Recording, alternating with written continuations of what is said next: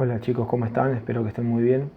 En la clase de hoy vamos a seguir con el PowerPoint de las clases de palabras. Yo les voy a adjuntar, al igual que hice en el encuentro pasado, les voy a adjuntar este PowerPoint y también la versión del mismo archivo, pero en PDF. Así lo pueden tener como apunte si lo quieren imprimir o marcarlo o lo que sea. Bueno, en la clase pasada habíamos visto esta nueva distribución, ¿sí? Como ya les conté, hay cosas que ya conocen, hay otras que son nuevas y que hay que acostumbrarse, hay que incorporarlas poco a poco.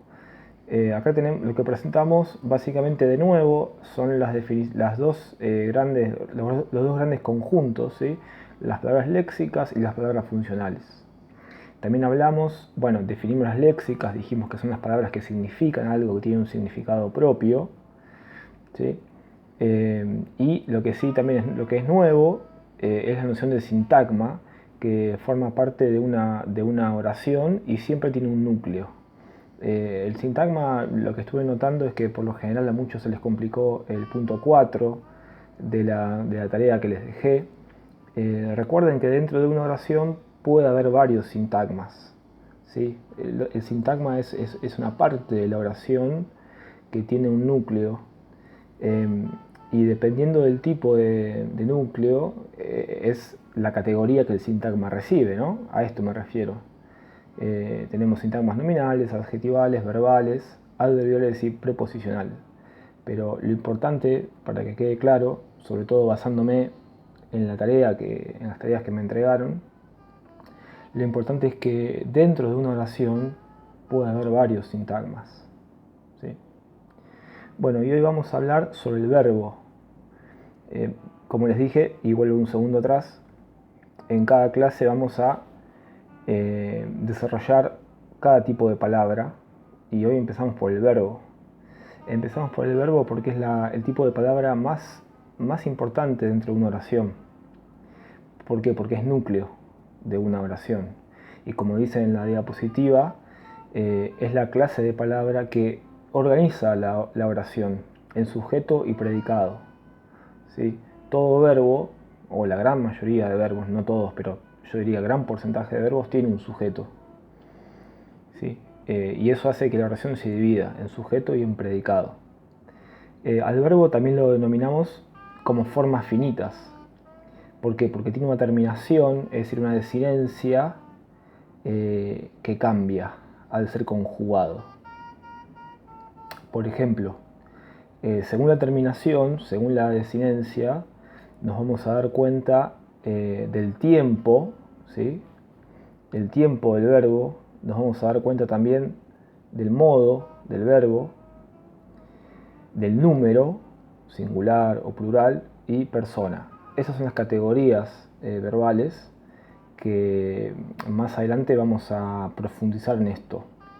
Pero lo que quiero que quede claro, al menos en la clase de hoy, es que el verbo organiza la oración. Por eso cuando analizamos sintácticamente, siempre les voy a pedir que cuando comencemos a analizar, arranquemos desde el verbo, ¿sí? Pensando sobre el verbo, podemos ir organizando toda la oración. Bueno, el verbo tiene varias caracterizaciones. O sea, hay muchas formas de caracterizar, o mejor dicho, hay mucha información sobre el verbo. Yo intenté organizarlo de esta manera porque me parece la más sencilla. Y esto es lo más importante de la clase de hoy. Esto es muy importante. Que también muy probablemente hayan visto esto, pero hoy, este año, a partir del primer año, vamos a organizar esto de una nueva forma. ¿A qué me refiero? Vamos a hablar de los modificadores del sintagma verbal. Vamos a hablar de los modificadores del núcleo verbal. Al igual que hacemos con las léxicas y con las funcionales, con las palabras léxicas y funcionales, a los modificadores del núcleo verbal los vamos a agrupar también en dos conjuntos: los complementos y los adjuntos. Los complementos son las palabras o los tipos de modificadores que son exigidos por el verbo, ¿sí? El verbo los pide. ¿A qué me refiero con que los pide? Me refiero a que son necesarios para que la oración tenga un sentido. Por ejemplo, el objeto directo, ¿sí? Abreviado OD, por ejemplo, puso el libro sobre la mesa, ¿no? El libro ahí es un objeto directo, lo puso. También el predicativo subjetivo obligatorio, ¿no? Pedro es inteligente. Y el circunstancial, o también llamado complemento régimen. En el caso del ejemplo es confía en su madre. En su madre es el circunstancial complemento régimen. Por supuesto que esto lo vamos a ver en profundidad. Hoy vemos nada más que un pantallazo general. Es una clase introductoria. También está dado por las circunstancias, ¿no? Imagínense que esto en una clase presencial se ve de forma diferente. Estamos haciendo un resumen para que por lo menos podamos trabajar desde la teoría.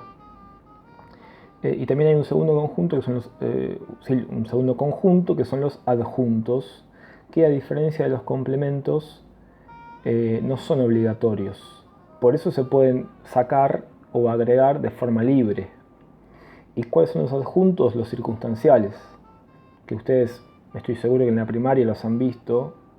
Se pueden ser circunstanciales de lugar, de tiempo, de modo, de compañía, de instrumento, de cantidad, de negación, de afirmación. Bueno, hay muchos circunstanciales que, repito, quédense tranquilos porque los vamos a ver en profundidad. Pero, como objetivo de la clase de hoy, entonces, me interesa que vayamos incorporando ya estos dos conjuntos, estas dos divisiones que involucran a los modificadores del núcleo verbal, los complementos y los adjuntos.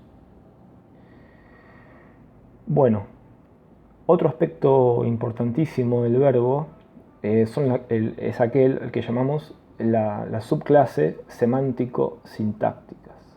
Básicamente dividimos a los verbos en transitivos, ditransitivos, graduales e intransitivos. Los transitivos, ¿sí? ¿A qué se refiere un verbo transitivo? Se refiere a que la acción del verbo pasa del sujeto hacia el objeto. Por ejemplo, vemos en el primer ejemplo, ¿no? Exigen presencia del objeto. Los transitivos. Juan compró. Bueno, Juan compró algo.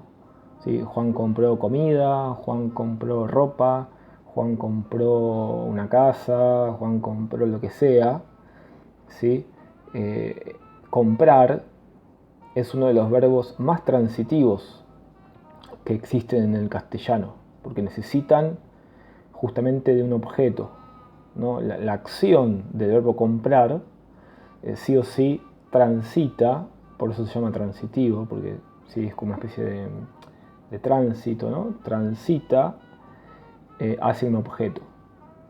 En cambio, los ditransitivos, como el segundo ejemplo de Juan pinta, no necesariamente exigen un objeto. Juan pinta, sí, Juan pinta un cuadro, Juan pinta la pared, pero fíjense que no es algo, digamos, obligatorio, no es algo que el verbo en sí mismo lo exija. Después tenemos los verbos graduales, ¿sí? Que básicamente, como dice ahí en la diapositiva, se pueden comportar como transitivos e intransitivos. Son los verbos que nos indican una gradación, mejorar o empeorar, aumentar, distinguir, ¿no? Bueno, estos dos argumentos por ahora lo dejamos, lo vamos a ver más adelante. Y por último tenemos los intransitivos, debajo de todo, que son los que no piden un objeto directo. ¿Sí? Son los intransitivos. Pero bueno, no se preocupen, no quiero marearlos con mucha información. Esto va a ser visto en profundidad en las clases sucesivas. Y por último, dentro del verbo también encontramos las llamadas formas no finitas. Si las formas